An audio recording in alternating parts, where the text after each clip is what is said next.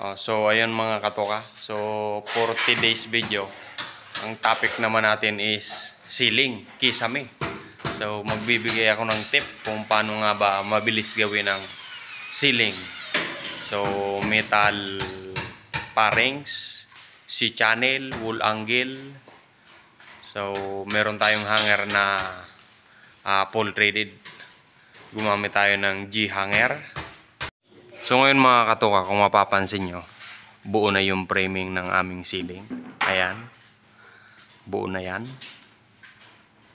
Papunta ron. So bali naka flat ceiling lang tayo. So meron din pala tayong design.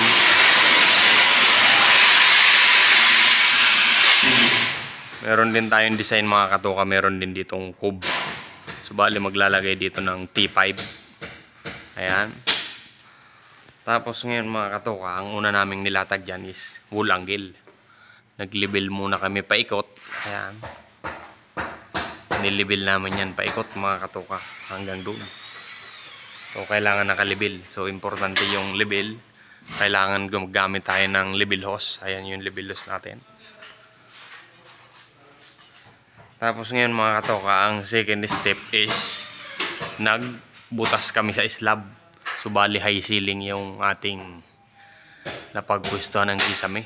So nagbutas tayo sa taas. Nagamit tayo ng 3/8 na anchor bolt. Tsaka 3/8 na full threaded. Yan.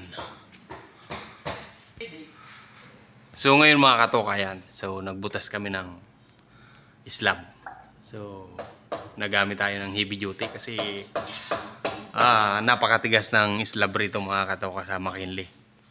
So ngayon mga katoka is una natin nilatag, wool angle.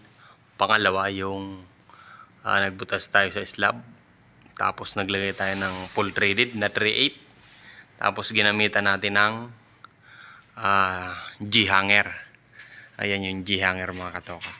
Ito yung itsura ng G hanger. Yan. So bali sinasalpak lang dito yung C-channel natin sa G hanger.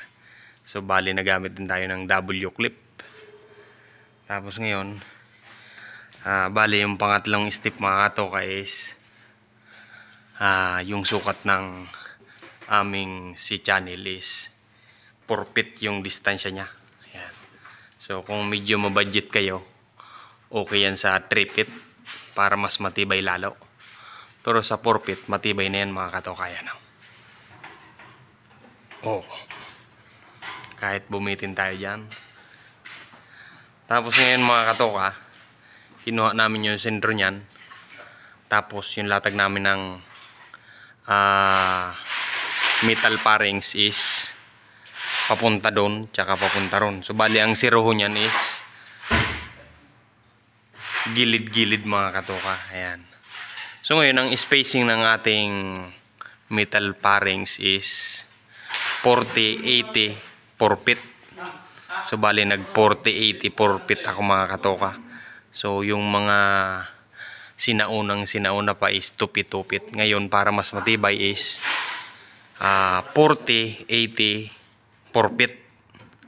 So isang gypsum board yun mga katoka. Tapos ngayon kailangan meron tayong tansi para nakalibel yung ating ceiling. Yan. Ayan yan mga katoka. Paikot yan. Kailangan may tansi para libelado yung ating kisame. So ganun lang kasimple mga katoka ang paglatag ng frame ng ceiling. Yan. Tapos ngayon sa dugtungan sa 8 feet maglalagay tayo ng balagbag dyan mga katoka. So bali hindi pa yan tapos. Ginagawa pa lang yan mga katoka. So ito yung flammable natin. Ipadimper. Luminayaw. Urago na cellphone. Dahil ka nagpasa. Tigabot pa mong kuta. Ay magkayang habol. Lapo. Tamaray malapo. So simple lang yung design ng ating kisame rito mga katoka. Ayan. So update lang kayo sa ating YouTube channel para makakuha kayo ng mga technique. Okay.